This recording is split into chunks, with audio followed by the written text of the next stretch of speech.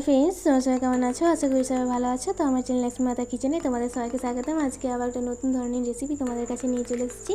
ছাতুর ঝোল কীভাবে বানানো হয় তো দেখে নিন রেসিপিটা। আমি ছাতুগুলো তুলে নিয়ে এরপর আমি ধুয়ে নিয়েছি পরিষ্কার জলে। তারপর আমি ছাতুগুলোকে কেটে নেব। এটা হচ্ছে ফুটনো ছাতু, তাই আমি প্রথমে ফুলটাকে ছাড়িয়ে নেব, তারপর ডাঁটিটাকে কেটে নেব। এরপর কেটে নিচ্ছি, দেখুন এরকমভাবে কেটে নিতে হবে। এটা সাধারণত অষ্টমী ধরেই হয়, তাই এর নাম অষ্টমী ছাতু। দেখুন সবগুলো আমি কেটে নিচ্ছি। এরপর যেটা কড়ি অংশ আছে সেটাকে আমি এরকমভাবে কেটে নেব। এটা কড়ি বলে আমি এটাকে ঝোল করছি। আর আমি ছাতু দিয়ে চচ্চড়িও বানিয়েছি, ভিডিও ছাড়া আছে, আপনারা দেখে নিতে পারেন। ওটা সম্পূর্ণ ফুটনো ছাতুর, এটা কড়ি ছাতুর করছি ঝোল। দেখুন সবগুলো আমার কাটা হয়ে গেছে। এরপর ভালো করে পরিষ্কার করে ধুয়ে নেব, এটার মধ্যে বালি থাকতে পারে।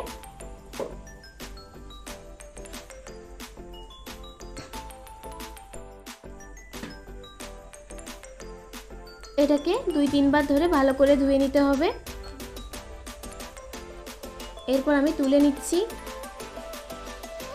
এটা খুব সুন্দর খেতে হয়। সবগুলো আমার তুলে নেওয়া হয়ে গেছে।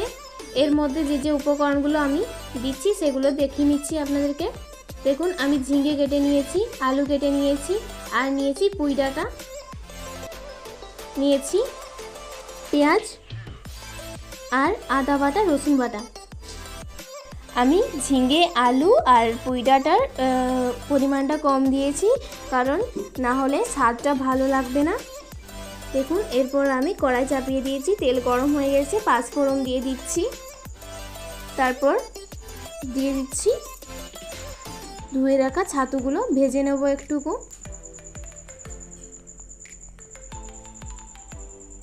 নাড়াচাড়া করে নেব।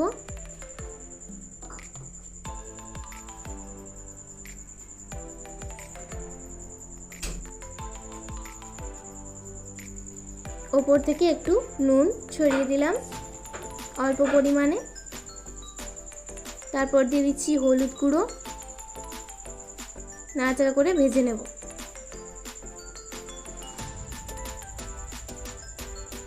এটার মধ্যে দেখুন জল বেরিয়ে গেছে। জলটাকে ভালো করে মরিয়ে নিতে হবে, তারপর কষে নিতে হবে। জলটা যখন কমে যাবে, দেখুন এটার মধ্যে প্রচণ্ড তেল ছিল বলে আমি ধারে ধারে তুলে নিয়েছি, যাতে তেলটা ঝরে যায়। এরপর আলতো করে তুলে নিচ্ছি। এগুলোকে ভাজা হয়ে গেছে।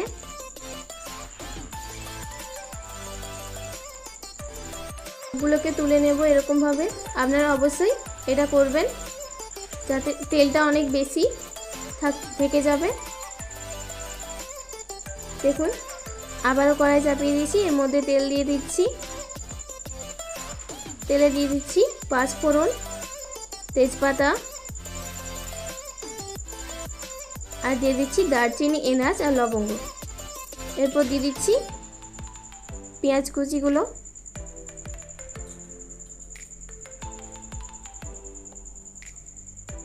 এটাকে ভালো করে ব্রাউন করে ভেজে নেব। দিয়ে দিয়েছি চেরা কাঁচা লঙ্কা 5টা। এরপর দিয়ে দিচ্ছি আদা বাটা, রসুন বাটা।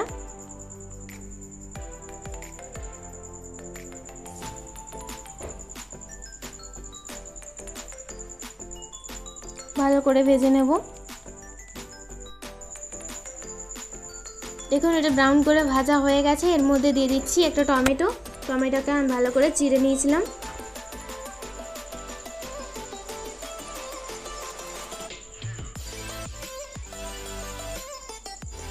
তারপর আমি 4 রকমের মশলা দিয়ে দিচ্ছি।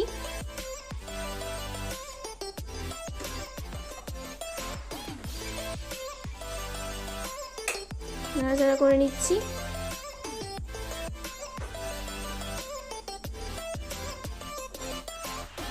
জল দিয়ে দিচ্ছি। এটাকে কিছুক্ষণ কষিয়ে নিতে হবে। আমি লো ফ্লেমে করে দিচ্ছি, একদম ফ্লেমটাকে লো করে দিয়েছি। দেখুন এটার উপর থেকে কিন্তু তেল ভাসতে শুরু করে দিয়েছে।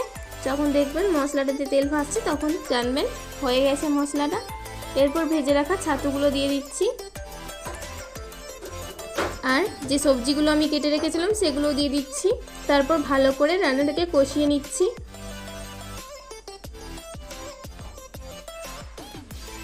আপনারা অবশ্যই বাড়িতে ট্রাই করে দেখবেন, খুব সুন্দর খেতে।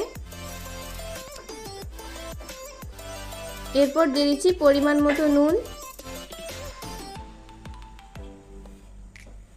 নাড়াচাড়া করে নুনটাকে ভালো করে মাখিয়ে দিচ্ছি।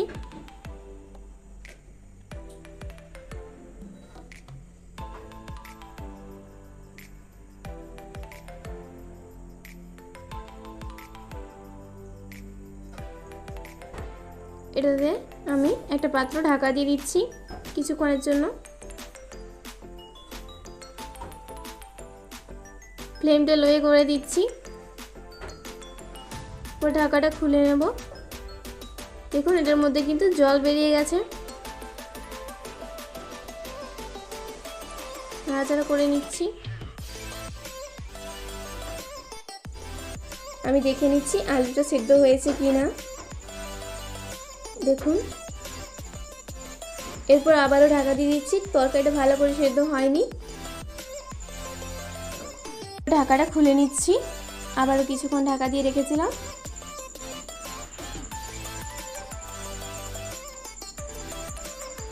দেখুন সেদ্ধ হয়ে গেছে তরকারিটা।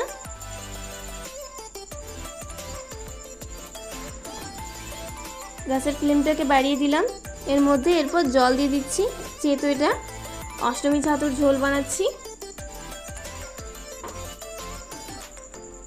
এটাকে কিছুক্ষণ এইভাবেই রেখে দেব। তরকারিটা ফুটে গেলে নামিয়ে নেব। দেখুন তরকারিটা ফুটে গেছে, এরপর নামিয়ে নিচ্ছি। আপনারা অবশ্যই বাড়িতে বানাবেন আর আমাকে কমেন্ট করে জানাবেন কেমন হয়েছে। ভিডিওটি ভালো লেগে থাকলে লাইক, কমেন্ট, শেয়ার, সাবস্ক্রাইব, পাশে থাকা বেল আইকনটি প্রেস করবেন নিত্য নতুন ভিডিও পাওয়ার জন্য।